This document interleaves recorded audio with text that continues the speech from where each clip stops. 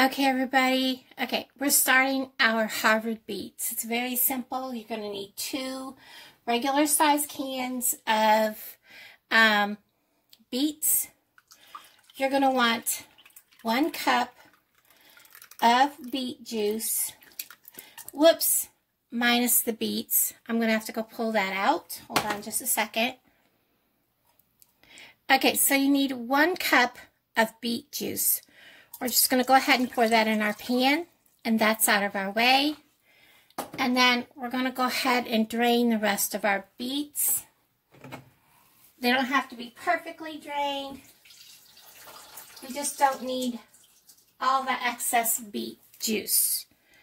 And trust me, there's not much juice in a can of beets to begin with, so it does take most of the juice out of the beets. And then so we have our 1 cup juice. We're going to bring that to a boil. And once that comes to a boil, we're going to stir in our 1/3 cup of vinegar. I'm using white vinegar because none of the stores had apple cider vinegar. We're also going to add 2 tablespoons of granulated sugar and 2½ tablespoons of cornstarch. The cornstarch, of course, goes in last.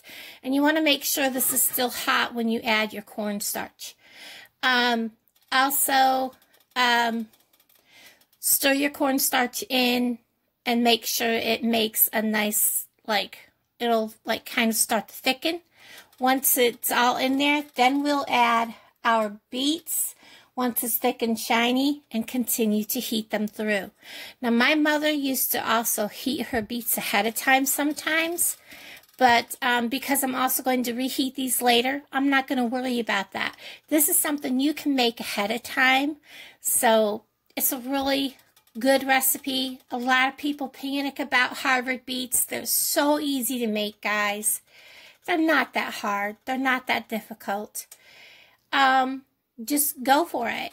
It's not that hard to make Harvard Beets, and they are nice. And when you serve them on your plate, add a little bit of butter to them. For some people that are on the offense, I put a little bit of butter on them once they're hot on my plate. I put just a dab of butter on top.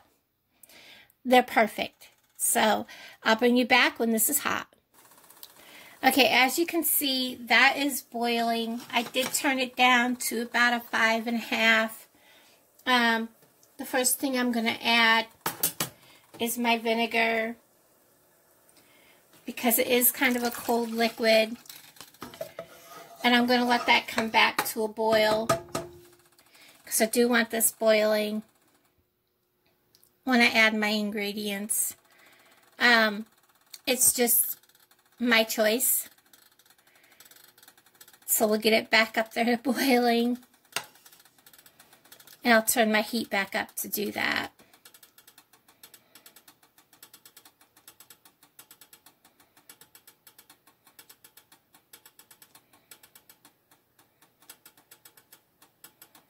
As you can see, it only takes a few seconds to get it back up to boiling when you turn your heat up. We'll bring it back to about a 5½. I'll add my sugar. Stir as I put it in. That's 2 tablespoons of sugar.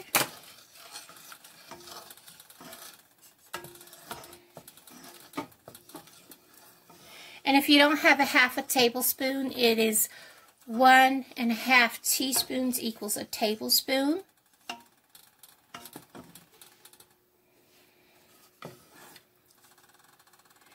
And then I'm just going to sprinkle in my cornstarch and stir as I do. And give that a stir through. If your cornstarch lumps like that, don't worry, it will thin out.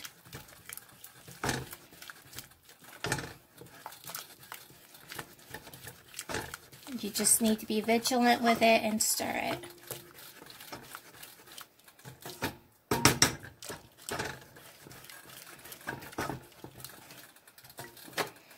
And keep it scraped off your spoon.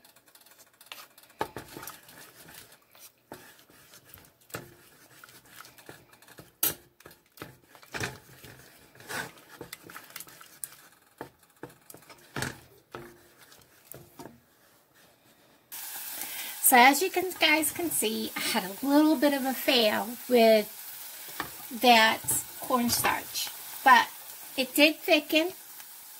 I had to take all the lumps out, and we're just going to continue. So don't fret if that happens. Just go ahead, take the lumps out. It thickened like it was supposed to, and as you can see, I didn't lose a whole lot. I just made a heck of a mess. I think I lost about 1/3 of a cup of liquid. So I am adding in my beets. I probably won't add quite as many. As you can see, I'm heating it back up. So never say, oh my gosh, that was disgusting. I show you guys my videos even if I have to fix something.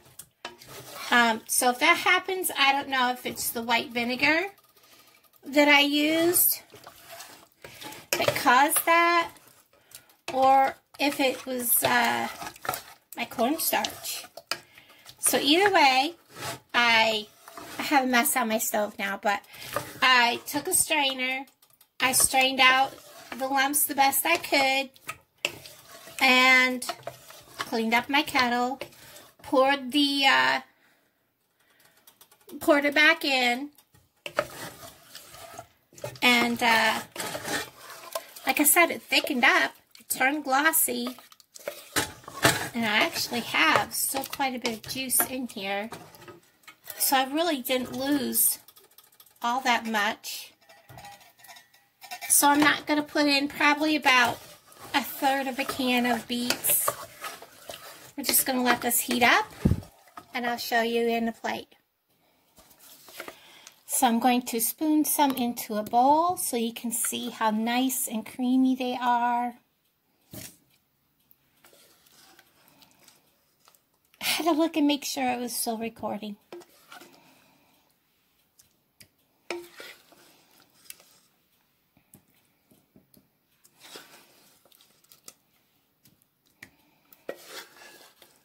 So even if you think you screwed it up, I don't know if it's the white vinegar that did it, or if for some reason my